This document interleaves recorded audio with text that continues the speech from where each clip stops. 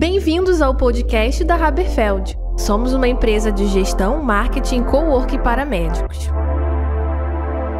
Olá, doutores. Meu nome é Felipe Haberfeld, estou aqui com o Dr. Marlos Vilela e o tema de hoje é como lidar com pacientes difíceis e como você usar a comunicação ao seu favor, porque realmente eu, como neurologista, Marlos como geriatra, nós temos diversos casos de pacientes difíceis e que a comunicação tem que ser muito bem empregada.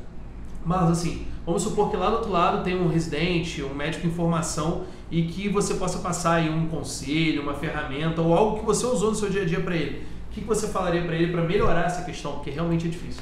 Eu acho que antes de falar de um paciente difícil, se você não soubesse comunicar, todos os pacientes vão ser difíceis. Exatamente. Se você não souber como se portar, como falar, porque nós somos seres humanos. Imagina você sendo tratado por um médico, você espera uma pessoa que tenha uma certa postura e te passe, tá tudo bem, tá assim, sim, sem nenhum comprometimento, sem demonstrar nada. Todos os pacientes serão difíceis, porque é normal você querer se defender daquilo ali. Então, costumo dizer que a ideia aqui não é a gente falar de pacientes difíceis, que todo mundo tem potencial para ser um paciente difícil, mas muitas vezes não é ser difícil, é querer realmente ser tratado de maneira adequada. Então, acho que o primeiro ponto é esse, você se portar como tal, com onde você está. Então, se você é um médico na consulta, é claro, não precisa ser aquele 100% formal, grosso, arrogante, não é essa a ideia. Mas ser sério, ser ético, passar realmente as informações de forma clara, tentar tirar as dúvidas, se mostrar acessível. Acho que o porte faz toda a diferença. Tá? E o que eu uso muito na prática também é o primeiro ouvir e depois você tentar falar algo. Então, o que eu tento fazer, principalmente pacientes internados ou na consulta, eu sempre gosto de saber o que ele entendeu, então eu sempre faço uma busca ativa. O senhor entendeu o que está acontecendo, o que o senhor tem de dúvida, ou na própria consulta, às vezes eu passo uma conduta, pergunto, o senhor entendeu, quer saber mais alguma coisa, quer compartilhar algo, então você se mostrar aberto, quebra um pouco aquela relação do médico que ele que está ali não vai deixar eu falar nada. Então isso tem me ajudado na carreira, de fato, a ter uma boa relação médico-paciente, diminuir muito esses ditos pacientes difíceis. E na prática você deve ter visto muitos pacientes difíceis, são pacientes que tiveram uma comunicação ruim atrás e depois virou uma família que brigou, enfim. Mas o problema foi lá atrás, não foi ali naquele momento. Então, creio que para começar a conversa, de pensar na postura, mas também se mostrar disponível para o paciente, mostrar que você está querendo de fato ajudá-lo. E assim, quando o Marlos fala isso, eu lembro sempre que comunicação é tornar comum algo que está dentro da minha cabeça. E comunicação não é o que você fala apenas, é o que a pessoa entende do que você falou. Tem um índice que, se eu não me engano, o nome do índice é índice de Flash-Kincaid, que é um índice que vê complexidade de frases. É muito comum um médico que tem muitos pacientes difíceis, ele ter uma comunicação muito rebuscada e muito difícil, e por isso o paciente fica difícil. O paciente ele se torna reativo àquilo. Então, se você faz uma conversa que é acessível, que a maioria das pessoas vai conseguir entender do que você está falando, mesmo que seja um tema complexo, realmente você vai conseguir passar o que você pensa, você vai conseguir educar aquele paciente sobre a própria doença e a chance desse paciente ter uma relação difícil contigo cai muito. Por quê? Porque realmente, pessoal, imagine o seguinte, você é um paciente, você está vulnerável, você não sabe o que está errado com o seu corpo, você não tem conhecimento técnico. O médico nada mais é do que um tradutor de um conhecimento para uma outra pessoa. Ponto, a gente é isso.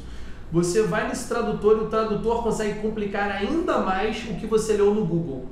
Gente, qualquer um é difícil, conforme o Marlos falou, eu ficaria desesperado, né? Acharia que ia morrer, acharia que era uma doença muito grave. Então, realmente, nós médicos temos por dever sempre tentar nos fazer ser entendidos pelos pacientes, de maneira que o paciente saia mais confortável em relação ao conhecimento técnico da doença dele mesmo ao sair da consulta do que ao entrar. Porque eu já vi várias vezes colegas, não criticando colegas, porque a lida diária é difícil mesmo, que conseguem tornar mais complexo um fato simples, ou conseguem botar um monte de palavras complexas e rebuscadas da página tal do Harrison e o paciente não entendeu nada do que aconteceu com ele.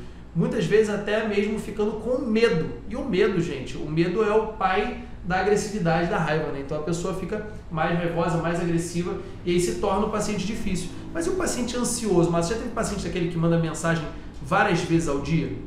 Já. Acho que todo mundo vai ter, né? E de fato a comunicação adequada diminui um pouco esse risco. É claro que tem gente que vai ser ansioso por natureza, de fato. e cabe muito a nós também tentar ser o mais claro possível nas condutas para tentar reduzir aquela ansiedade do que só parar de responder o paciente. O paciente, de fato, às vezes parece algo simples, mas para ele é algo que está gerando angústia. Exato. Então você tem que tentar se colocar, ter empatia, se colocar aí na pele dele, entender, pô, eu nessa situação também estaria nervoso. Então tente ser o mais claro possível, mas se manter disponível para tirar as dúvidas e tudo mais. Mas de fato isso na prática é difícil, né? Pô, o que eu vou fazer aqui? Porque a gente tem que pensar também, gente. A gente também tem a nossa vida, então você também tem que pensar em, às vezes tá seu filho de férias e também é uma coisa inviável você responder mensagens todas as horas dos seus dias. Então cabe a nós sermos sempre muito abertos, claro, mas sanar as dúvidas e deixar isso claro, ó. Essa dúvida foi sanada, ou tentar de fato criar uma relação médico-paciente que facilite você dizer ao paciente que você vai ter uma resposta em outro momento, vai concentrar em momentos do dia. Já vi colegas, até professores mesmo, que fizeram isso, define com o paciente que eles vão responder as mensagens de manhã e de noite, e durante o dia aguarda. Então são coisas que você pode fazer, mas acho que sempre se mostrar disponível, ser aberto, tirar as dúvidas facilita essa ansiedade do paciente. Acho que falando um pouquinho de outro tema, não seria um paciente difícil, mas as notícias difíceis. Já é difícil dar uma notícia boa às vezes. Você consegue começar a falar um monte de termo técnico e é uma notícia boa, o paciente acha que é uma notícia péssima, porque ele não entendeu nada que você falou. E uma notícia difícil, aí que realmente é difícil mesmo, como o nome já diz, e temos protocolos vários, né? Então o protocolo mais famoso, o protocolo Spikes, cai muito nas provas de residência e tudo mais, mas o que basicamente, resumindo, não vou falar todas as partes aqui dele, mas o que ele basicamente diz pra gente, o protocolo Spikes? Colocar disponível para o paciente. O que é o protocolo Spikes? Sentar do lado dele, não falar em pé porque passa um ar de que o médico é superior, não é.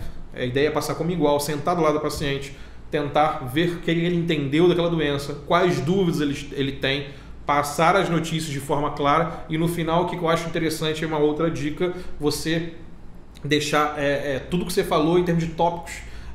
Beleza, o que a gente falou que agora? A doença é essa, o tratamento é esse e vamos seguir assim. O que a senhora tem dúvida ou o senhor tem dúvida? Então, você tentar contextualizar tudo que você falou de maneira mais resumida, digamos assim. Então, você facilita o paciente a entender o que ele porventura não tem entendido. Então, o Spikes basicamente é isso, seguindo, claro, de forma aí, mais organizada. Então, a prática é mais ou menos tentar fazer isso, sabe?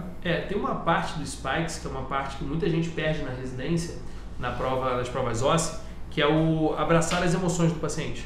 Que às vezes você dá a notícia, eu já vi isso algumas vezes, assim, o senhor tem um câncer muito grave, um glioblastoma multiforme, que é um câncer que tem uma gravidade, né, importante, fala isso para o paciente chora e o cara sai cortando o choro do paciente, dando um monte de informações quando o paciente na cabeça dele só está assim, eu quero estar longe daqui, eu não quero estar aqui. Ele não ouviu nada, que você falou. Exato, ele não ouviu nada. Então assim, realmente, eu acho que tudo isso se baseia na seguinte frase: quando o médico, lembre-se que foi paciente, quando o professor, lembre-se que foi aluno. Sempre lembra quem você foi naquele momento, naquela circunstância. Às vezes você nunca vivenciou aquela circunstância, e por isso que eu sempre falo para os nossos alunos, né? Eu e o Márcio somos professores universitários, eu sempre falo para os nossos alunos o seguinte: leia arte, estude arte, veja filmes, porque se você nunca vivenciou uma situação, na arte você pode ver aquela situação sendo vivenciada e já entender como é o ponto de vista do outro que está passando por aquilo. Então tem vários livros que reforçam essa questão das emoções, tem vários livros que reforçam um ponto de vista diferente das outras pessoas. Eu nunca vou entender algumas coisas que a pessoa vai passar porque ela tomou decisões na vida que são completamente diferentes das minhas.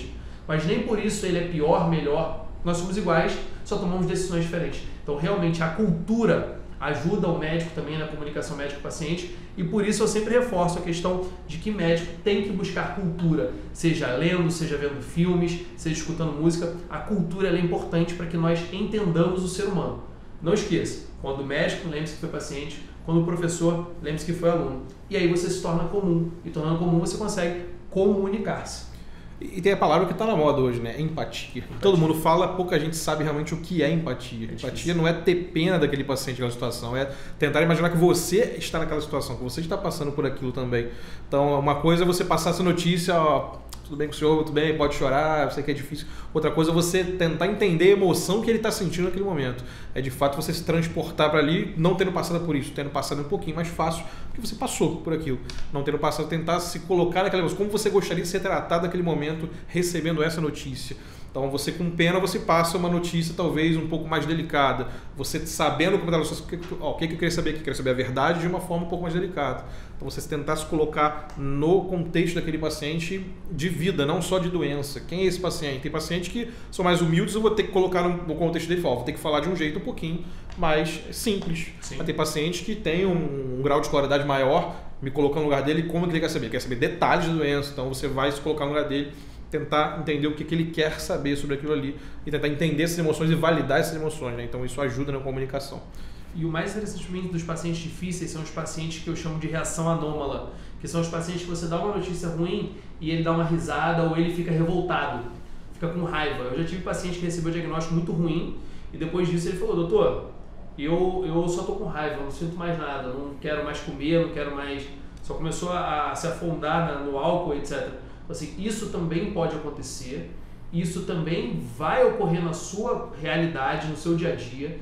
No entanto, lembre-se, seja claro, tenha compromisso ético com a resposta que você está dando ao paciente, seja acolhedor, seja empático, mas o paciente, ele tem a autonomia dele e nós temos que respeitar também a autonomia. Então tem paciente que fala: eu não quero saber. No Spikes, não quero saber. Se eu tiver que morrer, eu vou morrer, doutor, não quero saber. E isso também é uma condição que a gente acaba tendo que respeitar por causa das circunstâncias da vida, né? Com certeza. Sempre respeitar. Sempre respeitar. Pessoal, então comunicação médico-paciente nada mais é do que lembrar que nós também somos pacientes ou seremos pacientes um dia. Espero que vocês tenham gostado. Até a próxima. Tchau, tchau.